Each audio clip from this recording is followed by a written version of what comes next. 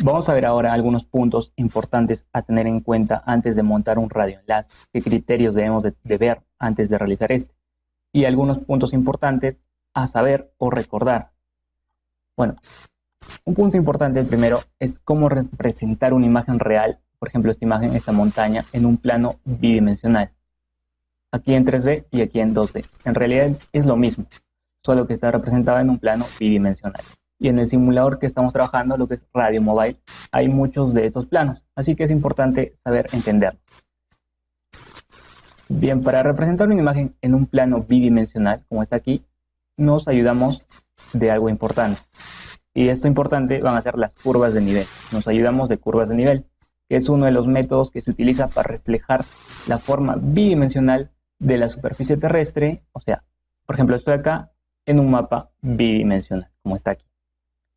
Se define curvas de nivel como la línea que une todos los puntos del terreno que tienen la misma altura. Por ejemplo, curvas de nivel viene a ser esto de acá. Es una línea que une a la misma altura. Otra curva de nivel, varias curvas de nivel. Y como ven acá, está espaciado a una determinada distancia. En este caso, 50 metros. Cada 50 metros hay una curva de nivel. En este caso, cada 50 metros hay una curva de nivel. Y si nosotros vemos desde arriba, y si nosotros vamos a ver desde arriba la imagen y cortamos este plano tridimensional en las curvas de nivel, y con un poco de ayuda de la perspectiva, vamos a poder ver este plano bidimensional, donde se simboliza a qué altura está el punto. Por ejemplo, este corte está hecho a 300 metros, este corte que está aquí a 250, el tercero a 200, y así sucesivamente, hasta llegar a los 0 metros. O sea, si nosotros vemos ahora esta imagen de este plano bidimensional, nosotros podemos entender de que ya es una montaña. Las curvas de nivel tienen características, como son, el relieve es cortado mediante planos horizontales. Como vemos acá, el relieve es cortado mediante curvas de nivel, que son planos horizontales. 200, 150, 100, 50. Todos son horizontales. Ahora, la altura de un punto siempre se mide sobre el nivel del mar, claro. Siempre sobre los 0 metros sobre el nivel del mar. Ahora, la curva de nivel siempre es una línea continua. Esta línea aquí siempre va a ser continua, hasta el infinito. 200 hasta el infinito. 50 hasta el infinito. Aquí nos vamos a dar cuenta mejor cómo se realiza esta técnica.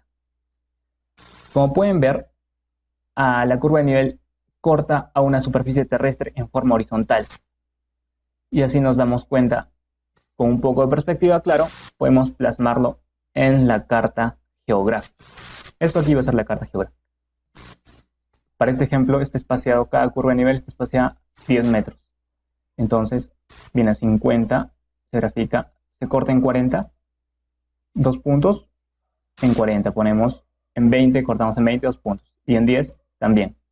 Y ponemos 10 metros.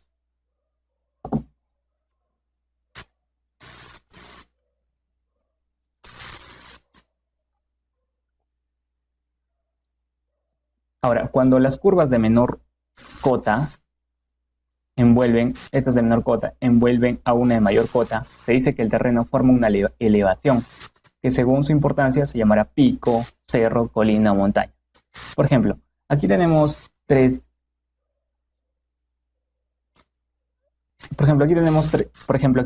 puntos, lo que es el punto A, B y el intermedio que va a ser el punto C. Lógicamente, a un primer vistazo nos vamos a dar cuenta de que el punto A es una elevación mayor que el punto B y que el punto del medio. ¿Por qué? Porque está a 800 metros sobre el nivel del mar. Es más alto. Después seguiría el punto B, que está a 600 metros, y finalmente este punto del medio, que está a 500 metros sobre el nivel del mar. Ahora, como esto tiene varios cortes, el punto A, podríamos intuir de que es un cerro o una colina, igual que el punto B. Pero en cambio, este punto del medio simplemente podría ser una elevación. Un aspecto importante a la hora de realizar un radioenlace es la elección de la ruta qué camino voy a trazar para la colocación de los repetidores. Dijimos que entre dos puntos, si el camino es muy extenso, varios kilómetros, es necesario colocar repetidores. Y peor aún, si no hay línea de vista, también es necesario colocar repetidores. Pero hay varias rutas a tener en cuenta. Por ejemplo, tenemos dos ciudades, la ciudad A, la ciudad B. A, B, A, B. Ahora, yo quiero trazar un radioenlace, pero me doy cuenta que es una distancia elevada o no hay mucha línea de vista. Entonces, necesito colocar repetidores. Pero yo tengo infinidad de alternativas para colocar esos repetidores.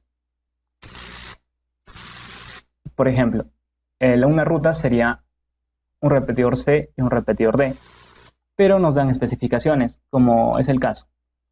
El repetidor C se tiene acceso, o sea, es fácil llegar.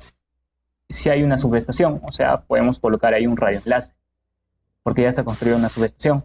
Ahora, la velocidad del viento es importante, 100 kilómetros por hora. Mientras menor sea la velocidad del viento, es mejor.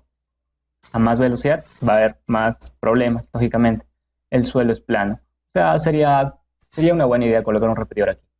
En el caso del repetidor D, se tiene acceso, si hay subestación, hay una menor velocidad del viento, cosa que es favorable, pero es un suelo rocoso y eso es un inconveniente para la colocación de la antena. Ahora, podemos trazar también, ir por la ruta 2, donde solo dice que colocamos un repetidor, el repetidor C. Se tiene acceso por carretera, correcto, hay subestación, correcto, velocidad del viento. Aquí hay un problema con respecto al C y al D. Hay una velocidad mayor, es un inconveniente. Y el principal inconveniente que es una zona arqueológica. O sea, de que no nos van a permitir el ingreso, y menos la destrucción de este lugar para colocar una antena. El Estado tal vez no lo permite. Ahora, también existe una ruta 3, donde está el repetidor C, D y E. Y también podemos analizar cada uno de estos. En este caso, suelo arenoso. Es un inconveniente. Zona con neblina, mucho peor. Ni pensarlo. Ahora, mediante el reconocimiento de la zona y analizando los anteproyectos del plan de ruta encontrados. Antes de empezar todo proyecto, nosotros tenemos que pensar cómo realizarlo. Y es por eso que analizamos qué ruta vamos a elegir. Antes de elegir un radio, antes de empezar con un radioenlace, es importante la elección de la ruta más adecuada, porque esto determina el éxito o el fracaso de un radioenlace.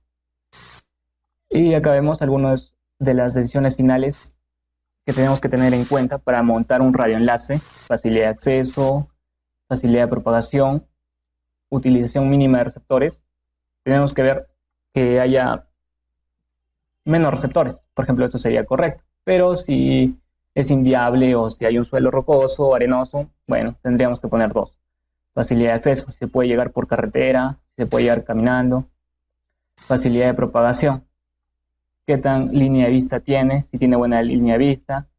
Flexibilidad para futuras ampliaciones y derivaciones hacia otros radioenlaces. Eso quiere decir que si se encuentra en un punto adecuado, cosa que alrededor, si hay algún problema, podemos colocar otro repetidor. Facilidad de instalación y construcción de las estaciones. Ahora vamos a ver algo para recordar acerca de meridianos y paralelos. La superficie de la Tierra, un poco de geografía. La superficie de la Tierra se divide en meridianos y paralelos. Un meridiano dice que meridianos es el círculo máximo de la Tierra que pasa por dicho lugar y por los polos norte-sur. Polo norte, polo sur.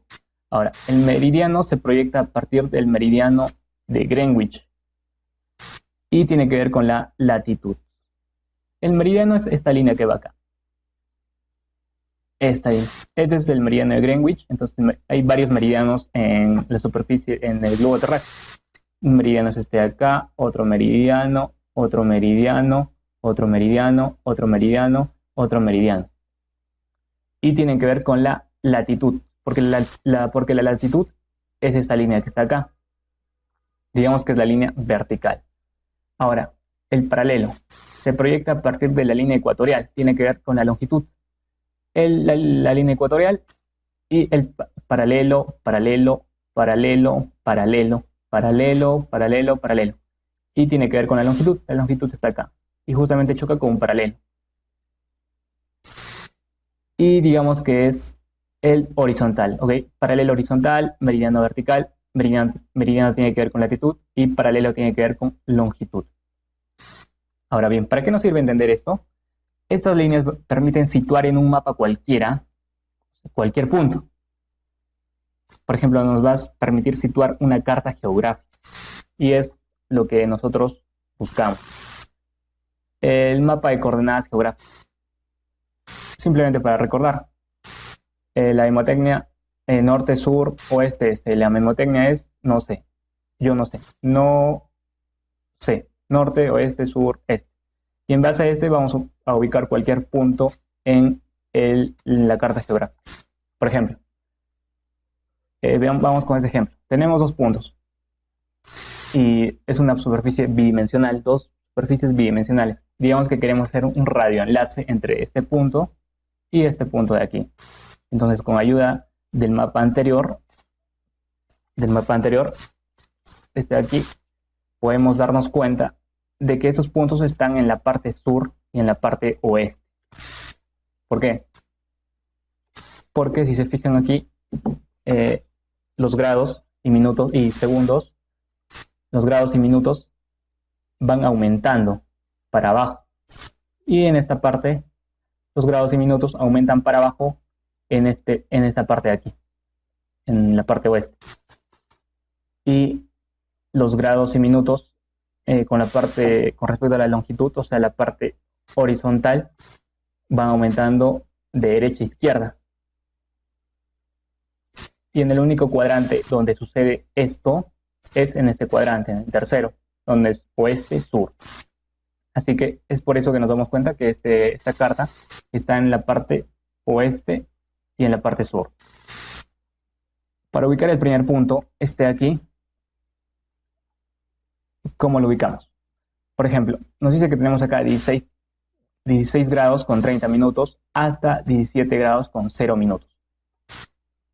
Entonces, nosotros vemos que acá hay un espacio entre cuadraditos de 5 minutos. Entonces, este punto estará ubicado en 16,35, 16,40. 16,40 y completamos. Decimos que está en la latitud sur. 16,40 de la latitud sur. O podemos decir lo siguiente. Acá cada dos cuadrados es de 5. Aquí cada dos cuadrados es de 5 minutos. Entonces sería 71,30, 71,35, 71,40, 71,45, 71,50. Entonces decimos 71 grados con 50 minutos, longitud oeste, porque estamos en el oeste. Longitud oeste, en cambio esta era latitud sur. Otro ejemplo, en el segundo punto, vamos a ubicarlo. Con respecto a la latitud, estaría 16,30, 16,35, 16,35, 16,40, 16,45, 16,50. ¿Okay? Ahí está ubicado este punto. 16,50 decimos latitud sur. Ahora, con respecto a la longitud, 17,30, 17,35. Longitud oeste. Y bueno, así es como se ubica los puntos en una carta geográfica. Ahora vamos a ver algunas propiedades ópticas de las ondas de radio. La onda de radio tiene propiedades ópticas. Nosotros en el colegio ya hemos visto algunas de estas, como pueden ser cuando viene una onda incidente, o sea, viene una onda, hay una superficie y existe una onda reflejada. Esto es la propiedad de reflexión. Ahora, viene una onda, pasa con un ángulo diferente. Esto es la propiedad de refracción. Y aquí, si se acordarán, rige la ley de Snell. Bien, hasta ahora bien. Bueno, aquí está la propiedad de reflexión y refracción. Reflexión es cuando viene una onda y se refleja. Y refracción es cuando la onda logra pasar, pero con diferente ángulo. Esto aquí ya lo sabemos. Ahora vamos a ver lo que es otra propiedad, lo que es la atenuación. Indica que desde un punto incidente de una onda, en base a la distancia que va pasando, esta señal se va a ir atenuando. La atenuación de las ondas electromagnéticas obedece a la ley del cuadrado inverso. ¿Y en qué consiste esto? Por ejemplo, digamos que yo tengo, en este punto es donde se emiten las ondas electromagnéticas. Y digamos que a una distancia X, se encuentra un receptor. ¿Ok? Voy a poner el primer receptor, receptor 1. Entonces, ¿qué va a pasar? Vamos a decir que la señal que le llega a este receptor 1 es una señal N. ¿Ya? Ahora, ¿qué pasa si yo pongo otro receptor, pero ya no a una distancia X del punto de donde se emiten las ondas electromagnéticas, sino ahora va a ser el doble, una distancia de 2X, XX a 2X, al doble distancia yo pongo el segundo receptor. Entonces, lo que pensaríamos es de que la señal que se emite, N, va a bajar a la mitad. O sea, aquí sería N medios. Pero esto no es cierto.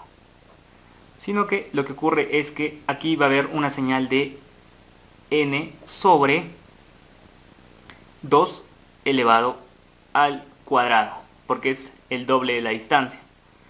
Y esto es igual a una señal de N cuartos. O sea, la cuarta parte de la señal que llega aquí va a llegar aquí. Ahora, ¿qué pasa si yo pongo un tercer receptor, pero al triple de la distancia del original, a 3X?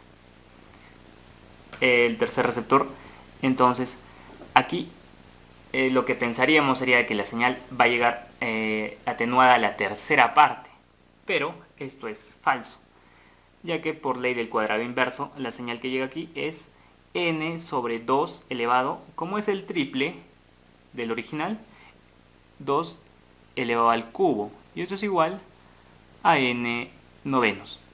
Y podemos seguir, si decimos, si ponemos un cuarto receptor a 4 veces la distancia del primer receptor, del original, entonces la señal con respecto a este primer receptor, va a ser n sobre 2 elevado a la cuarta, porque es 4 veces la distancia del original.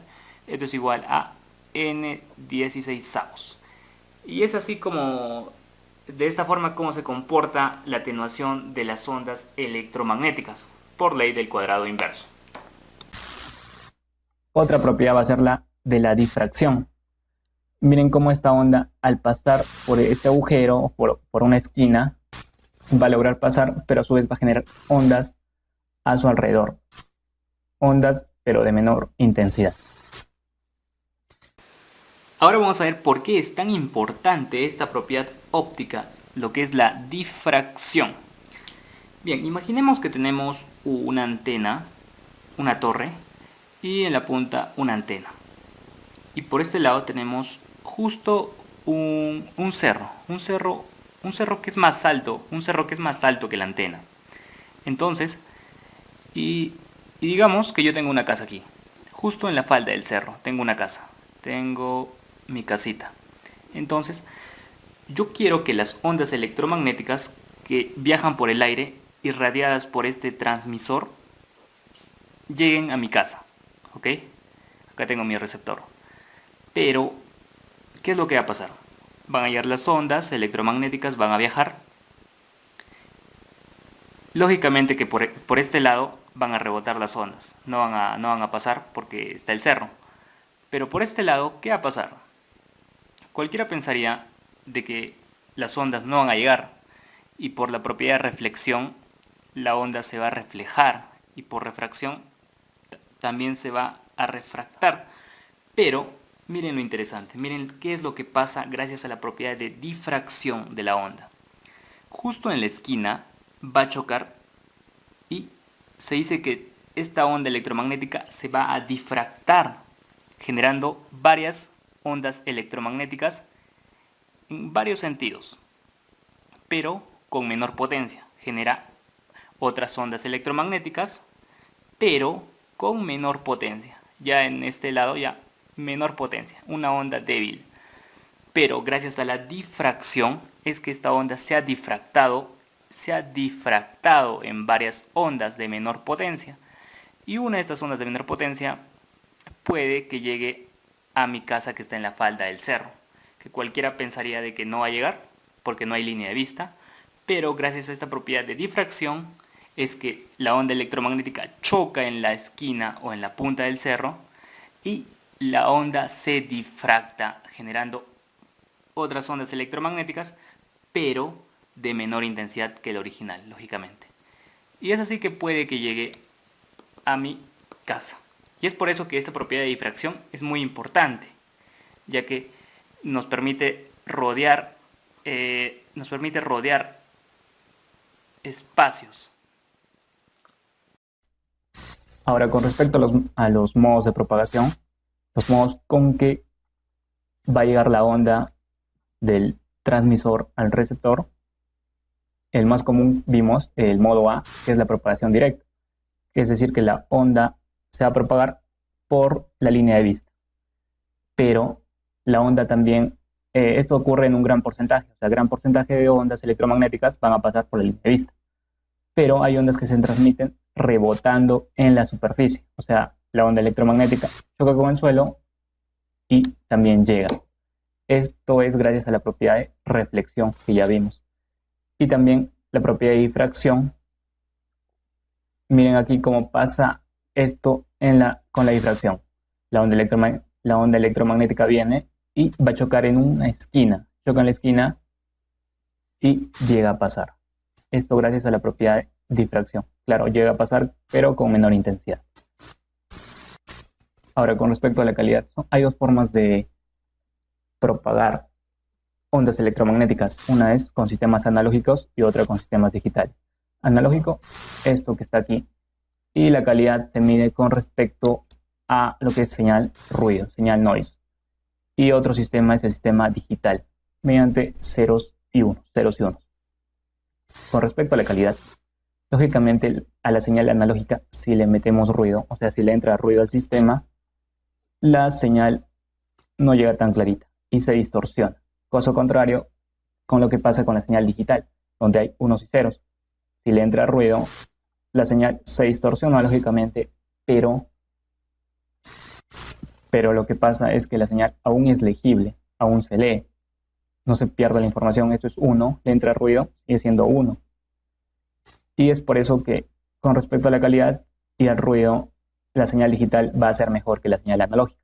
Pero el inconveniente sería que para una señal digital tenemos que instalar moduladores y demoduladores de señal para que esos unos y ceros que llegan lo transformen en señal analógica.